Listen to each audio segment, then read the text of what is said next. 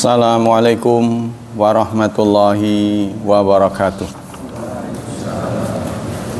Innal hamdalillah nahmaduhu wa nasta'inuhu wa nastaghfiruh wa na'udzu billahi min syururi anfusina wa min sayyiati a'malina.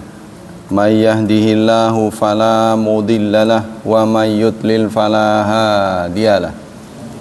Asyhadu an la ilaha illallah wa asyhadu anna Muhammadan abduhu wa rasuluh la nabiyya ba'dah. Allahumma salli wa sallim ala nabiyyina Muhammad sallallahu alaihi wasallam wa ala alihi wa sahbihi wa man sara ala nahjihi ila yaumiddin, amma ba'd. Ayo ikhwah, kita lanjutkan kajian tafsir. Kali ini masih surat ke-7, suratul A'raf, ayat 59 ya. A'udzu billahi minasyaitonir rajim. Bismillahirrahmanirrahim. Laqad arsalna Nuhan ila qaumihi faqala ya qaumi ibudullaha ma lakum min ilahin ghairuh inni akhafu alaikum azaba yaumin azim. Laqad arsalna, la sungguh, qad sungguh, arsalna kami telah mengutus Nuhan, Nabi Nuh, ila qaumihi kepada kaumnya. Faqala, lalu dia berkata, Nabi Nuh, ya qaumi, wahai kaumku. Ya, jadi dalam kata qaumi ini terselip ya mutakallim sebenarnya, ya qaumi gitu. Tapi versi Al-Quran ada yang dicabut ya-nya, ditinggalkan kasrohnya. Jadi seharusnya ya qaumi kalau menurut Nahu, ya qaumi gitu. Nah, tapi di sini ya-nya nggak ada, jadi ya qaumi budallaha, ibadatilah, ya ibadatilah oleh kalian Allah. Malakum, tidak ada bagi kalian min ilahin, minnya nih min ziyadah katanya, min tambahan. Tapi tentu karena ini mukjizat pasti ada makna tersendiri, tapi berdasarkan Nahu min ini hanya tambahan saja. Tidak ada bagi kalian, kalau tidak ada min seharusnya ilahun. Malakum ilahun ghairuh, tidak ada bagi kalian Tuhan selain Dia. Inni akhafu alaikum, sungguh aku akhafu, takut, alaikum atas kalian. Kalau ala itu nuansanya negatif, kalau li positif. Jadi kalau negatif kira-kira siksa ya. Aku khawatir siksa akan menimpamu. Nah, itu. Ya, sesungguhnya aku khawatir atas kamu azab tuh. Azab yaumin, hari azimin yang besar. Apa azab yang besar, apa hari yang besar? Nah, ini nanti kita akan belajar dari tafsir ya. Karena kata azim ditempatkan setelah yaumin. Kalau azim itu menjadi besarnya azab, pasti azab yaumin azima, menjadi sifat dari azab. Tapi ini yang dibesarkan oleh ayat ini adalah yaumin, harinya besar, hari besar. Ya, seperti kita juga mengenal hari besar, hari yang beda dari biasanya. Pengertian qaumu summu bidzalika liqiyamihim muhibbi muhimmatil umur. Yang namanya kaum itu diterjemahkan dalam bahasa kita ini komunitas ya. Wahai komunitasku. Jadi komunitas, kaum itu. Wal asu fil lafzi itlaquhu ala rijal dunan nisa. Pada dasarnya kata qaumun itu ditujukan kepada rombongan laki-laki. Arti qaumun itu. Ya, tapi itu secara bahasa. Ya, saya minta bantuan sinar, nggak bawa kacamata. Pendapat mufassir, jadi bukan nggak kelihatan, jadi kurang terang. Ibnu Jarir berkata, aqsama rabbuna jalla sana'ul mukhattabat bihadil ayat annahu arsala nuhan ila qaumi. Menurut Ibnu Jarir, Allah bersumpah. Sumpahnya itu didapat dari kata laqad ya. Sungguh-sungguh. Aku bersumpah. Sungguh-sungguh aku telah mengutus Nuh. Nah, menurut manhaj salafus salih, Rasul pertama itu adalah Nuh, bukan Adam. Ini bisa dimengerti karena jamaahnya Nabi Adam ya anak-anak sendiri. Apa anak-anak kita patut disebut dengan kaum? Ya, kan belum ada orang waktu itu kan. Sebatas apa Nabi Adam punya pengikut sampai berapa generasi kemudian beliau wafat. Nah, ini yang belum dimengerti karena di zaman dulu kan umur orang itu sangat panjang itu. Nah, di sanalah hewan-hewan juga panjang, di antara dinosaurus, Tyrannosaurus yang dikenal oleh anak-anak itu. Apa itu betul pernah ada apa enggak, tapi yang jelas fosilnya ada. Dunia ilmu pengetahuan mengakui, cuma dimusnahkan oleh Allah, tidak pernah tersisa. Sisanya masih ada kadal di Indonesia, yaitulah komodo. Kadalnya Nabi Adam segede begitu. Kadal. Kan itu kadal purba kan? Komodo tuh nyisa kadal purba itu, kadalnya segitu. Ya, di Indonesia, sehingga Indonesia menjadi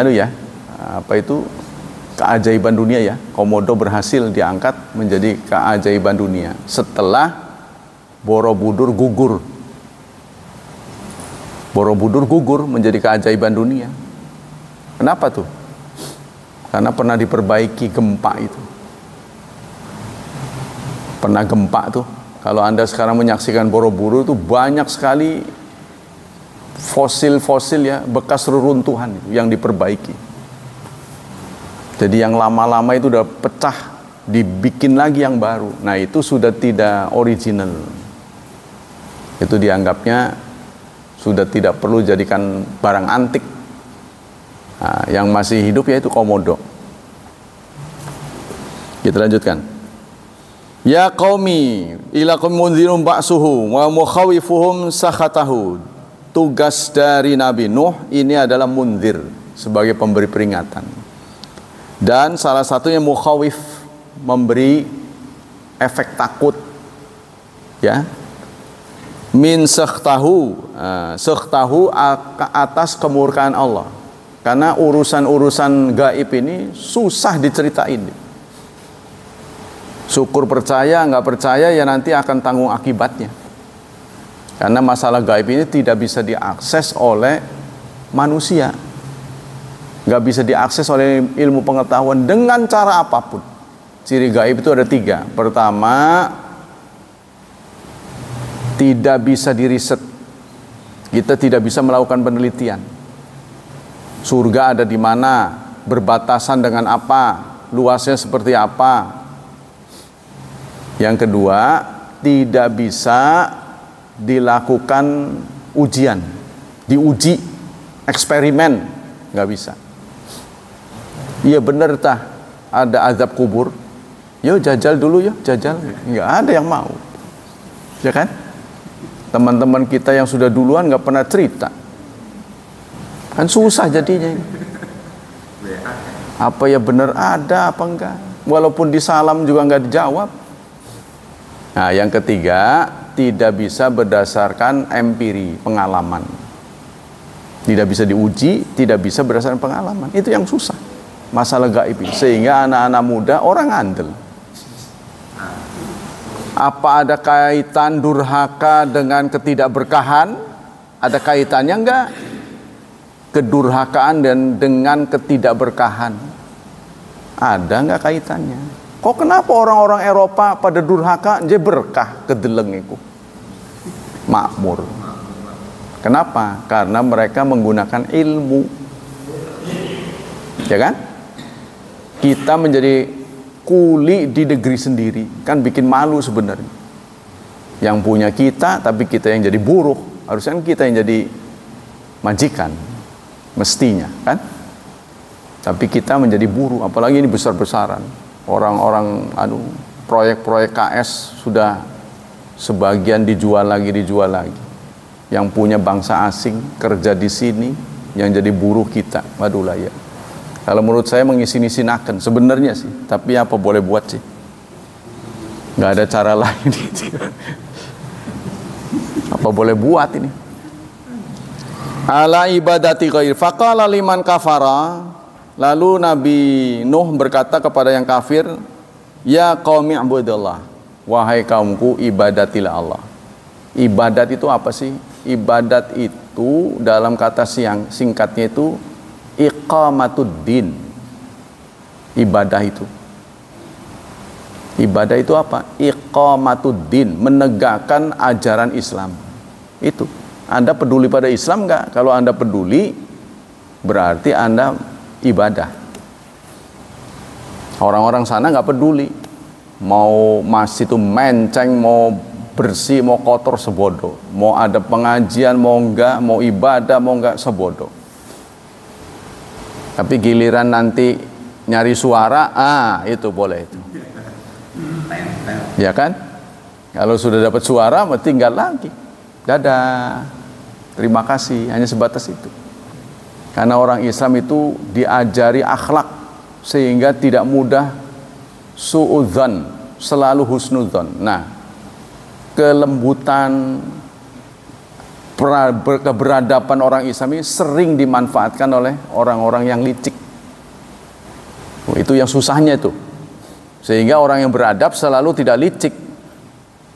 Orang yang beradab tuh, antara adab dan licik itu dua hal yang selalu berbeda. Orang jahat pasti tidak beradab, orang beradab pasti tidak jahat.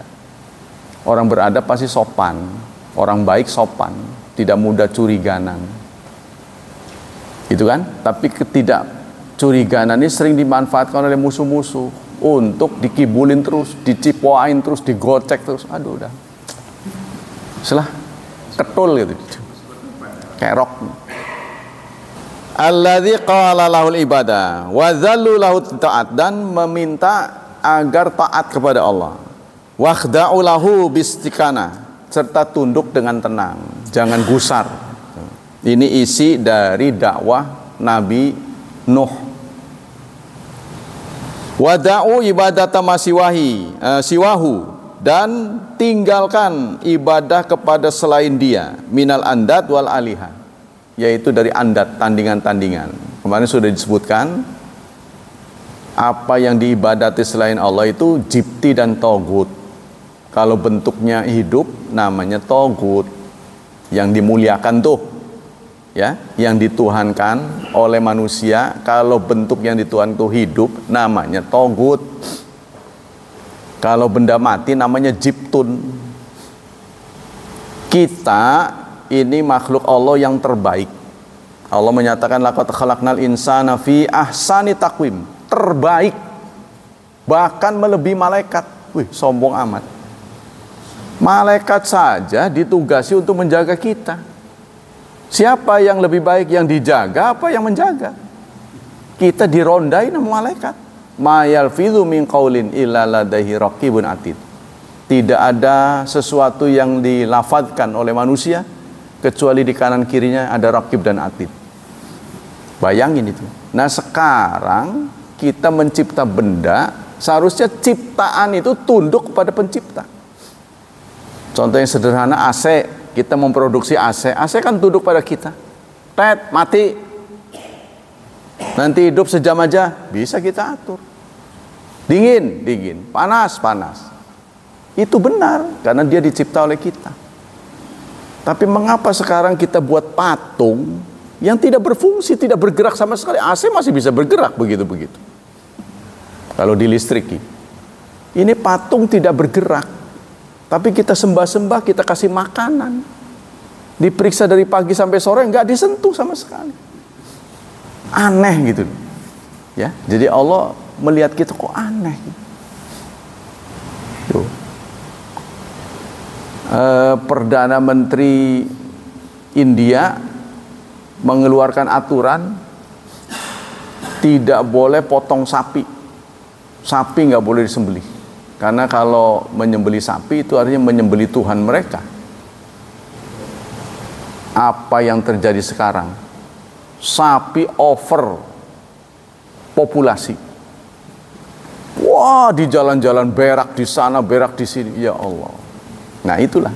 Karena ingkar pada ketentuan Allah.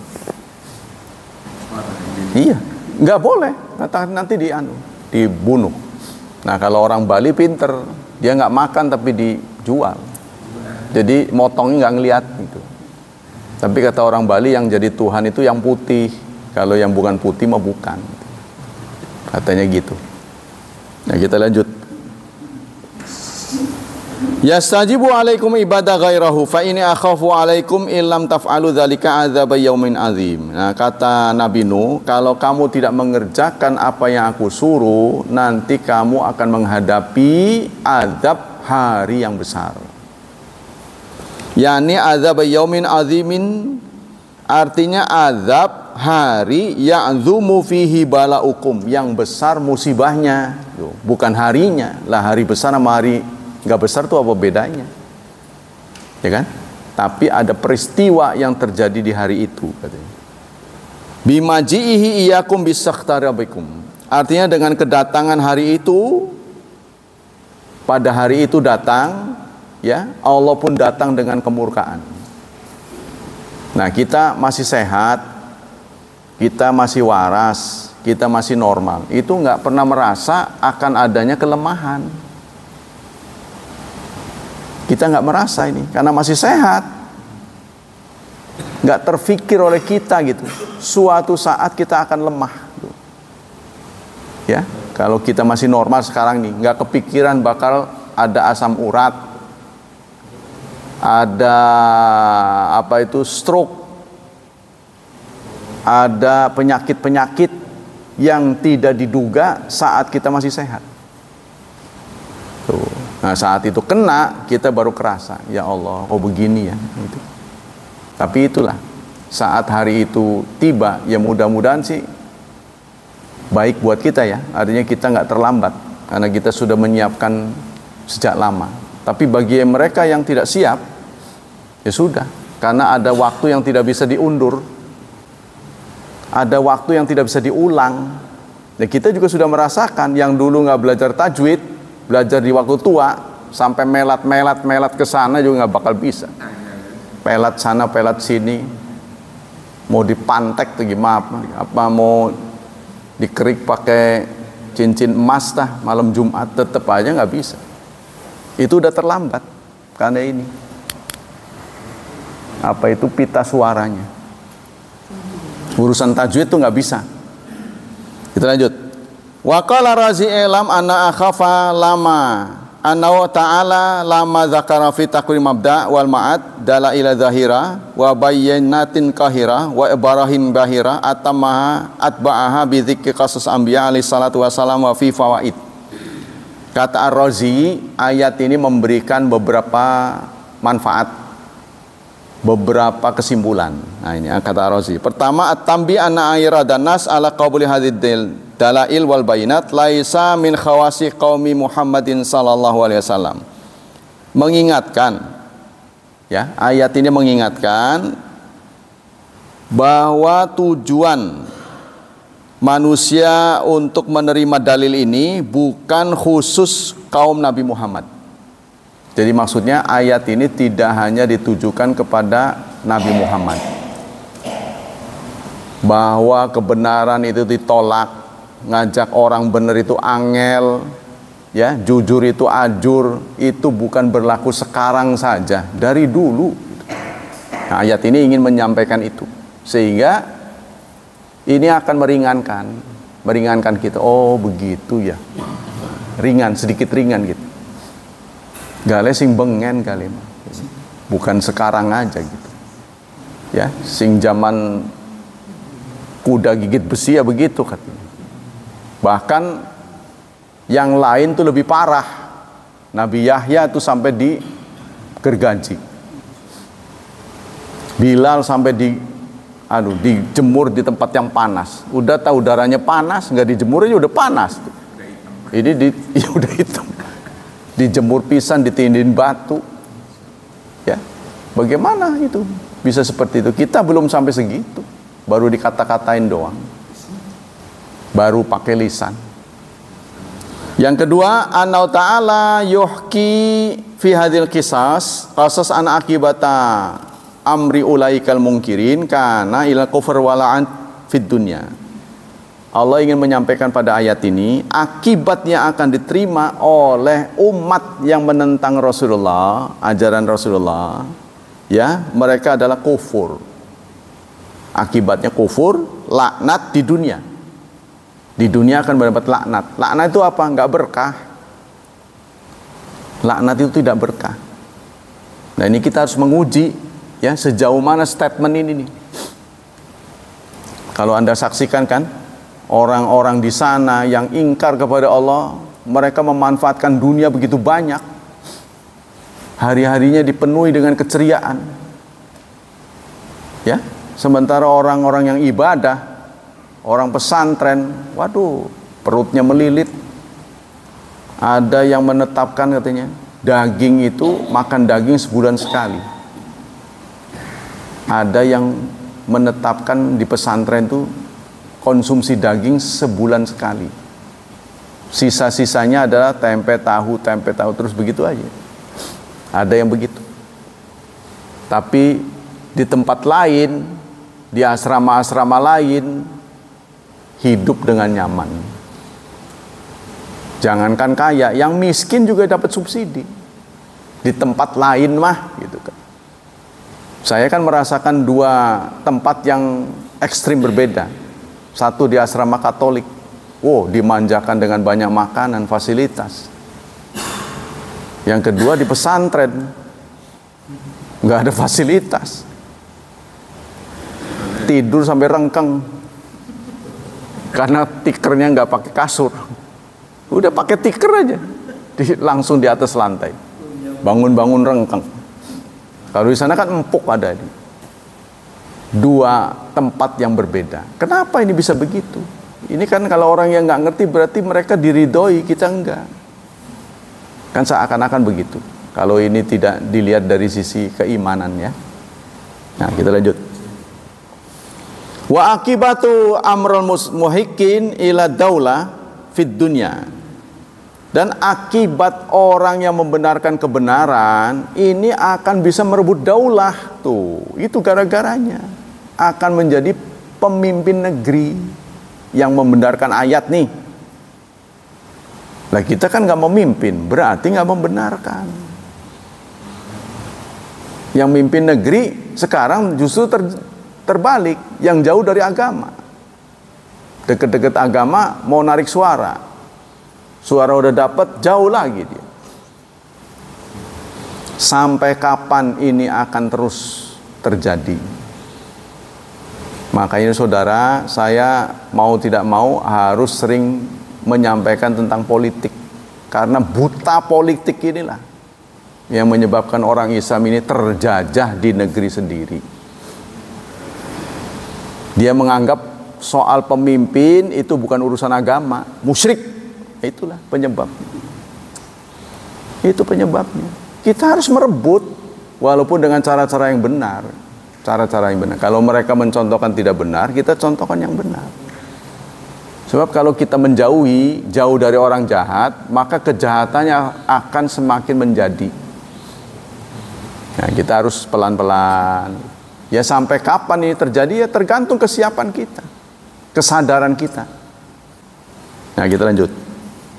Jadi akibatu amril muhikin, akibat yang akan diterima oleh orang muhikin, orang yang membenarkan, orang-orang hak, ila daulah, menguasai daulah. Tuh, kata di sini juga. Fid dunia, tuh, di dunia, bukan di akhirat. Wasa'ada fil akhirat. Di akhirat jojong lagi, bahagia. Jadi jangan dikira ajaran Islam itu mendidik kita pokoknya hidup itu kalau bisa yang sengsara, nanti bahagia di akhirat. Makin sengsara makin bahagia. Itu mah falsafah orang Buddha itu mah. Kalau orang Islam itu falsafah itu Rabbana atina fid dunya hasanah wa fil akhirati hasanah wa qina adzabannar. Nah, saudara coba tengok orang-orang Islam yang kaya, bagaimana mereka mengamalkan Islam. Enak. Jadi bawaannya enak. Mau haji, sering-sering haji. Nah, jalan jadi. Bukan sekedar haji, malah menghajikan orang tuh. Orang yang berduit. Ya kan? Kalau yang kere kan, ya Allah, semoga menawi, begitu terus. Sampai pun masalah-masalah yang seharusnya direalisasi tapi tidak. Jadi hanya kebanyakan kita itu wacana, kebanyakan. Anak-anak santri juga begitu. Ya semoga Pak, semoga kamu nggak belajar, mana bisa. Di sekolah yang lain datang kepada saya, Pak, minta amalan supaya hafalannya banyak. Astagfirullah, lah amalannya menghafal. Jadi dikiranya dengan subhanallah walhamdulillah nanti apal gitu. Ya Allah, ladun. Itu pemikiran itu begitu. Kan juga terjadi pada saya. Saya setiap malam kan ngapal. Ya, sampai kalau mau wayanya sekolah itu sampai ngantuk, bukan main, karena malamnya itu ngapal. Hafalan-hafalan yang ada di sekolah itu kan dikasih kitab tuh. Hari ini belajar kita. Itu sebelum dipelajari saya sudah belajar. Sebelum dipelajari sudah belajar. Jadi kadang-kadang gurunya menjelaskan ini saya sudah jauh melampaui. Nah, dikiranya itu saya punya keajaiban. Jadi orang-orang datang pada saya minta amalan. Amalannya ngapal, saya bilang. Dikiranya ngapal apa gitu, mantra. Nah itu. Jadi kekuatan ini, daya belajar ini nih, kekuatan belajar. Nah, PBB sudah merilis orang Indonesia ini yang suka baca itu 1/1000. 1/1000 yang suka baca. Ya anak saya juga, walaupun ada 4, nggak semuanya senang baca, cuma sedikit. Nah, tapi keinginan daya baca, gemar baca ini harus ditumbuhkan dari kecil. Jadi anak-anak diajarkan, walaupun itu apa gambar-gambar binatang, diperbanyak koleksinya. Baca. Karena perintah baca itu justru termuat dalam ayat pertama. Ayat pertama yang turun kepada Nabi Muhammad ini Iqra. Dan itu tidak pernah ada di kitab lain. Di kitab agama lain tuh perintah pertama baca itu nggak ada. Nah, ini kita keren ya. Jadi setelah baca naik menjadi nulis. Setelah nulis berhitung, ngitung. Jadi nggak perlu mendeteksi sesuatu itu harus dirasakan, nggak perlu. Seperti ulama itu kan mengatakan ciri najis ada 3. Rasanya, warnanya, baunya. Karena kita sudah terdidik ngitung, ketika ada cairan di depan masjid, ya, nggak perlu disentuh tubuh kita sudah bisa memastikan itu najis. Ini kata Ustadz, ciri najis ada 3. Dilihat dari warnanya memenuhi syarat. Yang kedua baunya. Hidungnya begitu. Baunya juga memenuhi syarat. Satu lagi rasanya, apa perlu dicicipi? Ya nggak perlu lah. Kalau orang pinter mah nggak perlu, karena sudah bisa ngitung. Gitu ceritanya. Makanya Allah mengatakan tuh, kalla saufa ta'lamun, tsumma kalla saufa ta'lamun, kalla law ta'lamuna ilmal yaqin, la tarawunnal jahim. Jadi soal yakin ini ada 3 urut-urutannya. Pertama ilmu yakin, ainul yakin, hakul yakin. Anda yang belum pernah haji, saben hari sholat menghadap Baitullah, yakin benar ada, yakin, tapi itu sebatas ilmu yakin. Orang yang belum pernah ke sana itu sebatas ilmu yakin. Ningkana kunana Ka'bah. Nanti ketika Anda beruntung bisa melihat, ain namanya. Ai iya gale maki. Ki sing saben dina tak adep iki.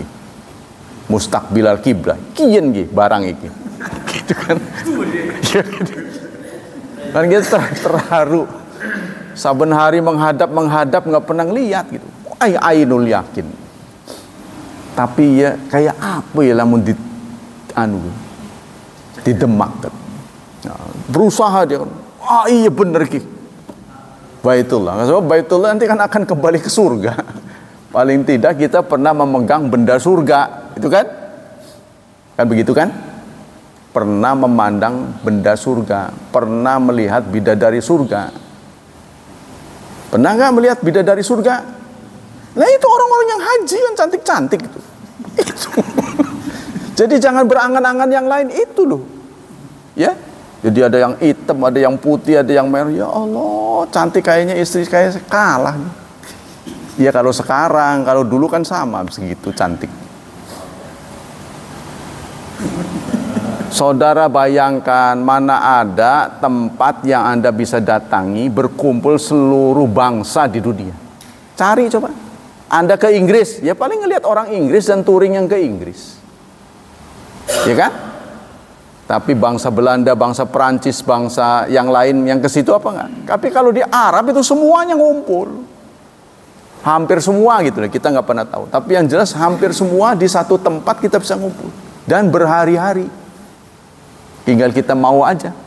Ya, kalau kita orangnya supel itu, oh bisa dapat kenalan banyak itu.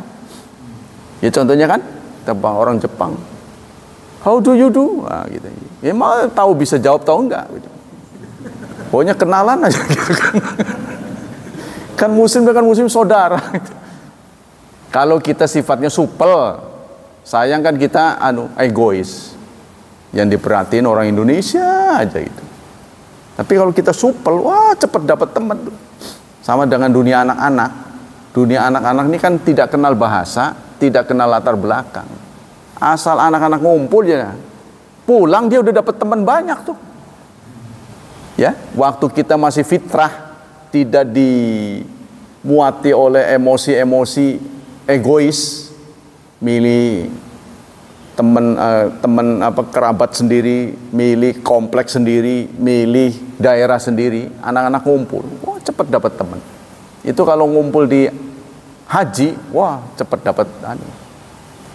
Apalagi sekarang memungkinkan bisa mendunia, ya dengan mendaftarkan email, wah udah bisa. Sekarang. Nah, kita lanjutkan. Yang kedua apa? Yang ketiga, tambihu ala anu ta'ala wa in kana yuhmiluha mubtilin walakin laula yumhiluhum bal yantaqu minhum ala akmal wujuh. Kita jangan kecewa.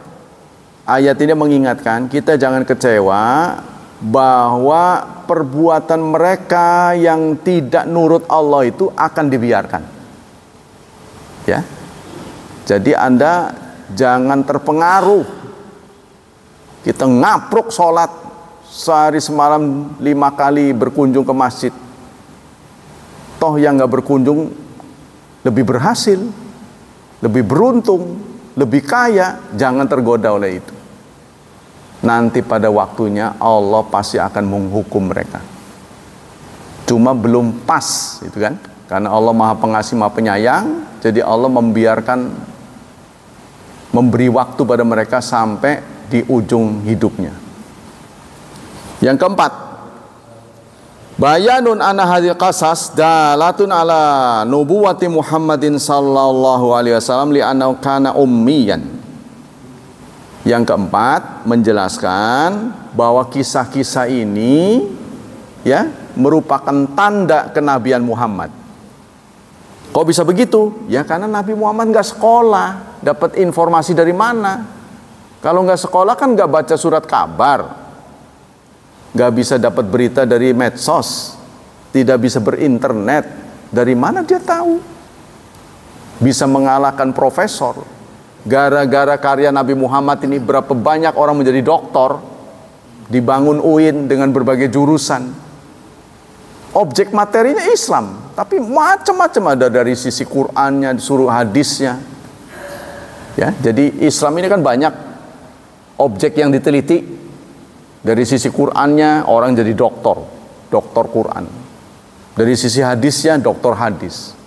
Dari sisi hukumnya doktor syariat. Berapa banyak orang jadi pinter karena karya Nabi Muhammad ini. Peninggalan Nabi Muhammad. Lah Nabi Muhammadnya sendiri nggak sekolah. Ya, nah ini karena melawan wahyu ya. Nah, kita nggak akan menang. Nah itulah. Jadi Nabi sendiri wama tala'a kitaban, tidak menelaah kitab. Orang nalek kitab-kitab acan Nabi Muhammad. Kalau kita kan belajarnya sudah luar biasa, itu kan? Berapa tahun kita belajar? SD 6 tahun. SMP SMA 6 tahun. Tuh, 12 tahun. Sarjana minimal 4 tahun. Ya kan? Sepertiga hidup kita untuk belajar. Sepertiga lainnya berkarir. Sepertiganya saving, nabung. Mestinya begitu. Nabung buat pulang. 21 pertama modal. Memodali kita sebanyak-banyaknya. Ilmu apa segala. 21 kedua mengamalkan, berkarir sampai 42 tahun. 42 tahun saving sudah, nabung, deposito. Itu. Jadi nanti di usia tuanya udah nyaman, tidak mengandalkan anak. Anak walaupun itu lahir dari diri kita, tapi tetap nggak bisa diandalkan. Kasih sayang anak pada orang tua tidak bisa dibandingkan dengan orang tua terhadap anak. Beda. Mereka juga punya urusan. Seperti kita juga dulu memberlakukan orang tua kita begitu. Nah, kita juga akan diberlakukan pada anak begitu. Ya, sehingga banyak yang di usia tuanya baru ngeh. Setelah segala-galanya nggak ada, waduh, ngeluh begini, ngeluh begitu. Nah, itu masa mudanya kemana aja gitu. Hah? Waduh, nyindir amat ini. Anal gharad maksud biwasfi azabil akhirah wa ahwalin nas fi hadhihi surah wa matal khalwidha min adzal wa ta'rid wal i'tibar wal mau'izatu bima halla bil umamil khaliyah. Semua ini kata Ibnu Asyur merupakan berita masa lalu yang harus dijadikan teladan buat kita. Ini akan terjadi berulang-ulang. Jadi artinya kalau kita tidak membekali kita ini dengan agama, nyaris kita tidak akan ingat akhirat. Karena apa? Akhirat tidak bisa diakses oleh ilmu setinggi apapun. Jadi saudara mungkin kadang kagum seorang doktor. Kalau bukan doktor agama mah tetap aja kalah sama ibtidaiyah. Doktornya doktor sih doktor, tapi bukan doktor agama. Ya tetap aja masalah agama nggak bisa. Gelarin doktor, ceramah disampaikan oleh doktor ini. Ya dokternya bukan doktor agama. Contohnya dokter pertanian, ya mana bisa menjelaskan agama. Contohnya begitu kan, kadang-kadang kita kagum dengan titel. Belum tentu, ya, karena ini paling sulit. Nah, itulah kata Ibnu Asyur. Anatan maksud bimasi azal akhirah wa ahwalin nas Wa tatabah itibar aghradul ukhra wa hiya tasliyatul rasul. Kata Ibnu Asyur, pertama menjelaskan kisah masa lalu, ini versi Ibnu Asyur ya. Yang kedua tasliyatul rasul, menghibur Rasulullah. Bahwa soal angel menghadapi umat itu bukan monopoli Anda sendiri. Nah, itu. Angel ya, angel ngomongi orang itu angel gitu. Itu bukan monopoli Anda. Allah ingin menjelaskan pada ayat ini. Ini juga sudah diderita oleh umat terdahulu. Nabi Nuh 950 tahun berdakwah, cuma dapat 40 orang. Waduh, apa yang nggak pegel? Ya, sehingga doanya saja sangat ekstrim. Robbi la tadhar alal ardi minal kafirin dayyara. Ya Tuhan, jangan kau biarkan ada lagi orang kafir hidup di dunia ini. Wah, sampai nggak kepengen. Wis dientekaken bae lah gitu. Orang kafir dihabisin. Nabi Nuh, sepinter-pinternya Nabi Nuh, kita diajarkan bahwa keberadaan orang kafir itu menguntungkan orang Islam. Kenapa? Ya karena ada mereka lah kita disebut Islam.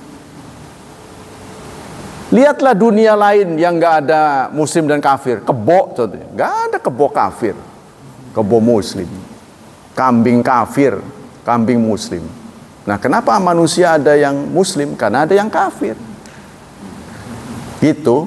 Nah, Nabi Nuh ingin menghilangkan kekafiran. Wis dibundesaken bae. Habisi orang kafir. Nah, otomatis kan jadi muslimnya nggak ada nantinya. Ya kan? Rabbi la tadhar minal kafirin dayyara. Ya Tuhan, jangan kau biarkan orang kafir hidup di dunia. Kenapa? Innaka intadharhum, jika engkau biarkan mereka hidup, la yalidu, mereka tidak melahirkan illa kafiran fajjara. Mereka akan melahirkan kafir lagi, angel maning. Tuh kata Nabi Nuh. Nggak taunya salah satu yang kafir anaknya sendiri. Ya kan? Sama dengan kita guru lah. Guru tuh. Pak Harto contohnya ngajar. Saya juga ngajar. Yang tamblek anak sendiri. Ngomongi wong. Kita mendapati kenyataan keluarga sendiri yang tamblek. Waduh, pripek ya. Maka itulah dunia tidak ada yang sempurna. Ya kan? Jadi kita mau galak-galak juga bagaimana ini? Iya, anak sendiri juga begitu. Nah, itu ternyata itu. Ya, soal hidayah mah hak prerogatif Allah. Bahkan Nabi pun tidak diberi hak. Sehingga turun ayat, innaka la tahdi man ahbabta. Wahai Muhammad, engkau tidak bisa memberi hidayah kepada siapa yang kau kehendaki. Walakinnallaha yahdi may yasha. Namun Allah lah yang punya hak. Abu Thalib yang banyak membantu beliau, mensupport beliau, membackingi beliau, berakhir dengan kekafiran. Kita yang tidak menolong Nabi, tidak mensupport Nabi, tidak kenal dengan Nabi, dibagi hidayah. Mudah-mudahan diterima ya. Tapi jangan GR. Kalau GR nanti kita sombong. Kita yang gak ada apa-apanya, hidup di belakang Nabi beribu-ribu tahun, menerima hidayah ini. Ini kan sesuatu yang sangat bernilai. Jadi kata Syekh Utsaimin, kita sering menengok mukjizat, mencari-cari mukjizat yang nggak ada, yang di depan Anda nggak kerasa bahwa Anda menjadi muslim itu mukjizat. Nggak sembarang orang dikasih. Kok Anda ya jelek begitu, kok bisa menjadi orang Islam? Bagaimana caranya? Begitu contohnya. Ya kan? Jadi kalau di sawang-sawang apa ya pantas masuk surga ini. Abu Thalib yang pantas nolong Nabi soalnya. Dananya banyak keluar membackingi.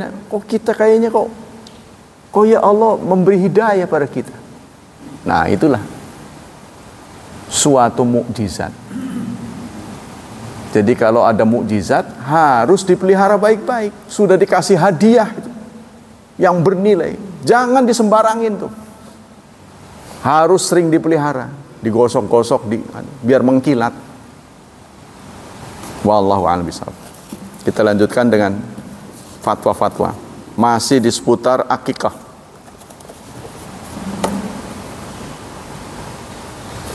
Pertanyaan selanjutnya adalah masihatul adzan fi udhunil maulud. Apa keabsahan adzan di telinga bayi? Sahkah? Bolehkah? Validkah hadisnya yang menjelaskan kita adzan di telinga bayi? Wal iqama fil ukhra, di telinga kanan, lalu qamat di telinga kiri. Nah, ini ada pertanyaan kepada Syekh Utsaimin. Dijawab oleh beliau, al-adzan inda wiladatil maulud sunnah. Adzan di telinga bayi ini sunnah. Ya, mengadzankannya. Jadi kalau ritual, saudara, jangan dikait-kaitkan dengan yang lain. Ritual itu akal nggak masuk. Nggak boleh dikotak-katik. Azan itu kan ngasih tahu waktu sholat. Bayi makan nggak sholat, ya kan? Bayi kan nggak sholat. Ngapain? Jangan pakai begitu ngomongin. Masalahnya ada dalil apa enggak? Jadi jangan dikotak-katik urusan agama nih. Karena urusan agama itu harus terpenuhi 6 itu. Pas waktunya, pas sebabnya gitu kan. Harus pas itu. Nah, dijawab oleh beliau, adzan di telinga kanan bayi itu sunnah. Adapun iqamah hadisnya itu dhaif. Qomat mah hadisnya dhaif. Fahaditsuha dhaifun. Falaisat sunnatan, bukan sunnah, walakin hadzal adzan yakunu awwala ma yasmaul maulud. Tapi adzan ini diusahakan merupakan suara yang pertama kali didengar oleh bayi. Maksudnya jangan telat, dia udah dengerin yang lain-lain baru adzan besoknya gitu kan. Maksudnya apa ya? Masih hangat gitulah bayi ini baru keluar tuh. Jadi suara yang pertama kali didengar oleh telinga bayi itu adzan gitu. Jangan telat, kalau sudah telat berapa hari itu kan tidak sunnah lagi gitu kan. Wa amma idza fata, adapun kalau gagal saat lahir itu tidak diadzankan, fahiya sunnatun, maka dia menjadi sunnah fata mahaluha, yang sudah habis waktunya. Kan tadi itu ritual itu kan harus pas waktunya. Waktunya sudah habis, ya sudah tidak sunnah lagi. Kelalen contohnya. Kelalen orang diadzani, ya berarti udah nggak usah. Jadi usahakan azan yang disunahkan itu merupakan suara yang pertama kali didengar oleh telinga bayi. Nah itu maksudnya gitu. Terus, hal hunaka zaman muhaddad lidzabhil aqiqah thumma mata yukhlaqu sya'rul maulud ma'jurin. Apakah ada dalil yang menjelaskan batas waktu akikah? Ada nggak dalil yang menjelaskan waktu akikah itu kapan gitu? Kemudian kapan pula rambut bayi itu dicukur? Ya, dijawab oleh beliau, sya'rul maulud yuhlaq fil yaumis sabi idza kana dzakaran. Rambut bayi dicukur pada hari ketujuh. Hari ketujuh itu dihitung dengan hari lahirnya. Ya, jadi ngitungnya gampang, supaya gampang, maka on time-nya itu adalah 1 hari sebelum hari kelahirannya. Contohnya kalau hari Selasa lahirnya, berarti nanti akikahnya hari Senin.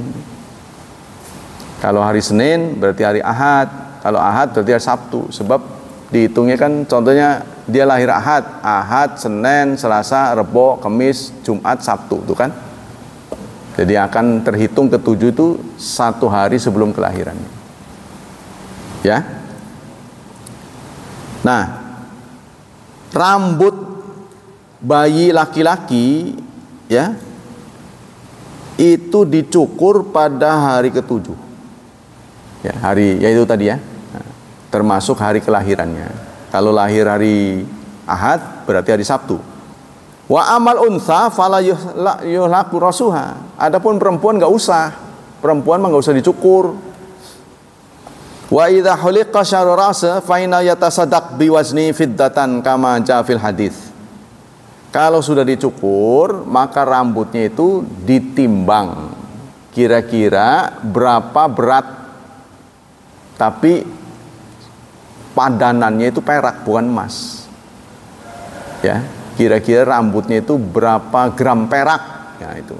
Maka harga perak yang menjadi timbangan rambut itu disedekahkan. Gitu. Jadi bukan sebatas pada rambut saja. Kalau orang-orang kan rambutnya doang. Formalitas. Ada kobokan, taruh di kobokan, terus dibuang. Itu belum final. Ini rambut ini nanti dikumpulin, ditimbang. Ya, begitu dapat anak, oe-oe, waduh rambutnya banyak lagi, waduh rugi amat gitu. Rambutnya lebat nyesel ya. Waduh, kalau rambutnya arang, alhamdulillah, botak pisan, ilah ke rambutnya. Jangan pelit ya. Ya, jadi itu. Wa idza faina yatasaddaq jafil hadis. Nah, itu ada pada hadis katanya. Jadi di finalnya itu adalah rambut itu ditimbang dengan perak. Ya, nanti peraknya itu bisa diakses lewat internet, harga dirham gitu aja. Berapa? 1 gramnya ya. Sekarang mungkin sekitar 30.000 apa gitu. Perak. Jadi enggak semahal emas. Wa amal aqiqah fal afdal an takuna fil yaumis sabi'. Adapun akikahnya utamanya di hari ketujuh. Jadi saya pernah mengatakan kalau ujung-ujungnya disembelih, dipasin aja sih. Sehingga tidak menimbulkan kontroversi. Waduh. Kalau hari ketujuh seminggu mak lagi kagol. Akhirnya di hari ke-10. Ya memang hari ke-10 boleh, cuma nggak dapat kesunahan. Kan sayang tuh. Ya kan? Ya kita sembelihnya, yang nyembelihnya itu di hari ke-7. Adapun dibagikan kapan terserah. Kan bisa di freezer. Contohnya kalau kita kagol atau kita serahkan pada yang biasa akikah. Ya, yang penting disembelihnya itu bukan dibagikannya, bukan, disembelihnya. Ya, disembelihin di hari ke-7. Kan banyak sudah kita bisa pesen ya. Zaman sekarang mau udah gampang. Fa in fata fa fil yaumil hadiyal asyara. Kalau hari ke-7 gagal, maka silakan di hari ke-14. Ini menurut ulama. Tapi kalau menurut Nabi nggak pernah. Nabi melakukan di hari ke-14 itu nggak pernah. Selalu tepat di hari ke-7. Kenapa ulama membolehkan hari ke-14, hari ke-21? Ya karena pada hakikatnya bagi daging itu bentuk sosial. Jadi nggak ada kelahiran pun Anda potong kambing itu sunnah gitu. Untuk dibagi-bagi ke tetangga. Ya, karena kita sering mengkonsumsi protein putih. Tuh, ayam, bebek itu putih, kurang merah gitu. Tubuh kita ini membutuhkan protein merah. Jadi harus seimbang. Maka kalau kita berbagi itu baik-baik saja, dihargai. Tapi kalau urusan akikah yang sifatnya ritual, kalau ujung-ujungnya keluar juga, sebaiknya di hari ke-7. Sama dengan haji, kalau ujung-ujungnya berangkat juga, sebaiknya jangan terlalu tua. Kalau ujung-ujungnya berangkat juga, mau muda mau tua biayanya sama. Cuma kalau dilakukan masih muda, mau dorong-dorongannya masih kuat. Mau nahan pipisnya masih kuat.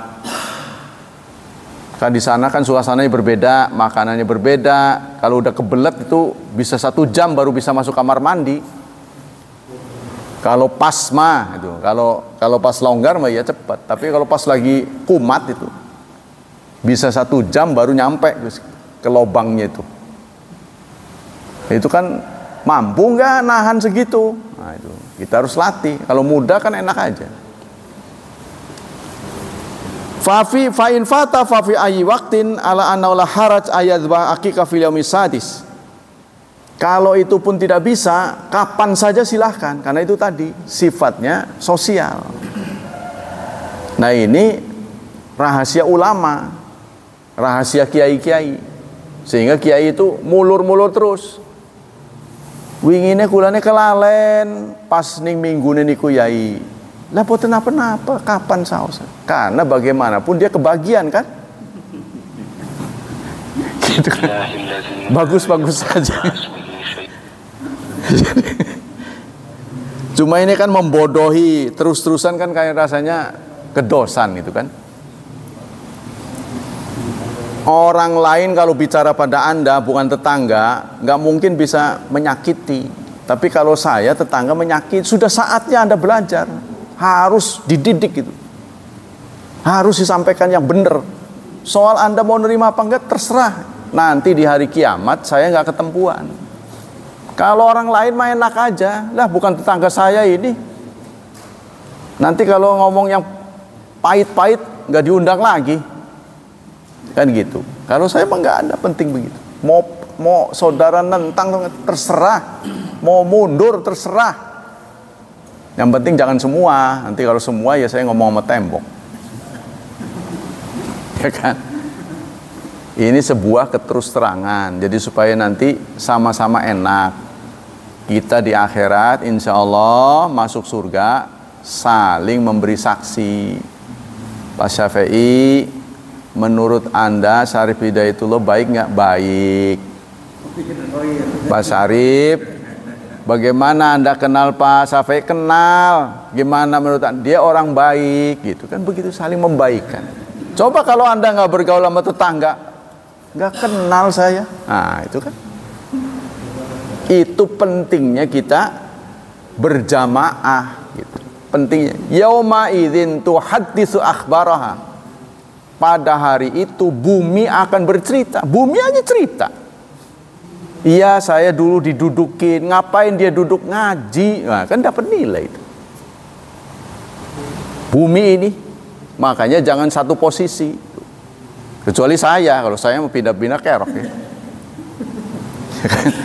Sana sini, sana sini. Nah, ini saya akan menjadi saksi nih, bagian-bagian dari. Ya, mudah-mudahan begitu.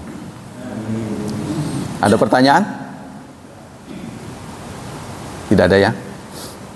Demikianlah kajian pagi ini. Semoga menambah wawasan kita dan Allah memberikan balasan pahala yang berlipat ganda. Semoga Allah berkenan melindungi dan menyelamatkan kita dari wabah dan fitnah, dari syubhat dan syahwat. Dan secara khusus kita selalu berdoa untuk anak-anak kita. Semoga hidup mereka dimudahkan, selalu penuh berkah, dan ditakdirkan menjadi hamba Allah yang salih dan salihat. Subhanakallah wa bihamdik, asyhadu an la ilaha illa anta, astaghfiruka wa atubu ilaik. Wassalamualaikum warahmatullahi wabarakatuh.